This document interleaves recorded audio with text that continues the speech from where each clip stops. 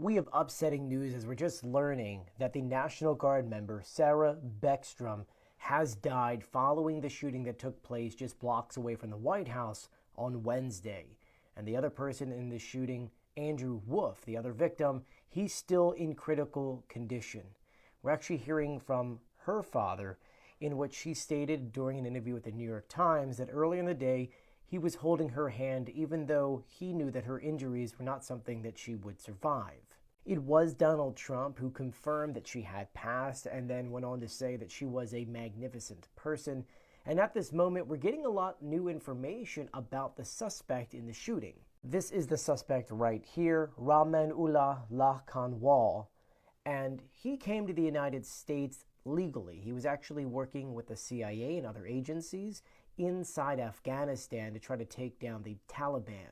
And in doing so, after they actually were evacuating everyone out, anyone who helped the United States, after, remember, they were vetted there multiple times, they were then allowed to come to the United States to seek asylum, and he actually was just granted asylum back in April. This meant that he had to do more vetting. So this wasn't something in which we brought someone into this country who didn't have much vetting. He did. He had 5 children and a wife living all the way in Washington. And for this one attack, he drove all the way over with a caliber gun, got into Washington, D.C., and then started shooting at National Guard members. At this moment, the FBI is investigating what happened here as an act of terrorism. And now USCIS are reviewing all Afghan immigration cases and even are reviewing other green card applications and revetting said applications. I just need to reiterate, this is not a case in which someone came into this country unvetted. When he was hired, it was the Trump administration. The first time he was vetted then. Before he came to the United States in 2021, he was vetted again. And then that was under Biden. Now this time again under Trump. He was allowed to stay under asylum when he was granted this in April of 2025, which once again, he was vetted again. So we still don't know what happened here. We don't know if there's going to be some other attack.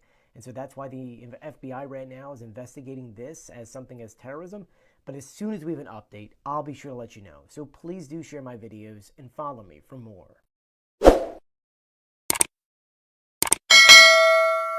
This is not a good look for the United States. And I want to see where you stand on this because Marco Rubio, the U.S. Secretary of State, said something which is just kind of reiterating what Donald Trump told him, which is when it comes to security guarantees for Ukraine, we're not even going to discuss this until after a peace deal and a ceasefire.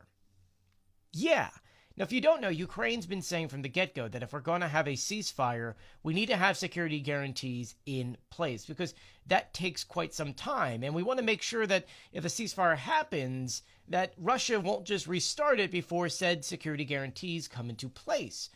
But Trump is kind of dangling said security guarantees. We don't know if they're missiles. We don't know if it's troops. We don't know what it is over Ukraine, saying you're only going to get this if you agree to a deal without knowing what half of the deal is going to be. And I need to tell you that at this very moment, we don't even know what the security guarantees would be. We really honestly don't. There is not even like a hint of what it could be. And that's obviously scary for Ukraine, who's been dealing with war since 2014. They want security guarantees as a guarantee that nothing would happen and that it's fully done and that Russia knows that, like, look, you're signing this thing here and this is what you're going to deal with. And without it, that's a major deterrent that's no longer there. So let me ask you, do you think this is a smart move? Do you think the U.S. is just purposely dragging Ukraine along just so they can just sign whatever deal it is? Because Ukraine could sign the deal and the security guarantee be so bad, and then that's it, Russia goes right in. And that's the major concern that Ukraine has right now. And it feels like the United States is kind of forcing Ukraine into signing something that is not in their best interest. Let me know what you think in the comment section below. I'll be sure to keep you updated, so please do share my videos and follow me for more.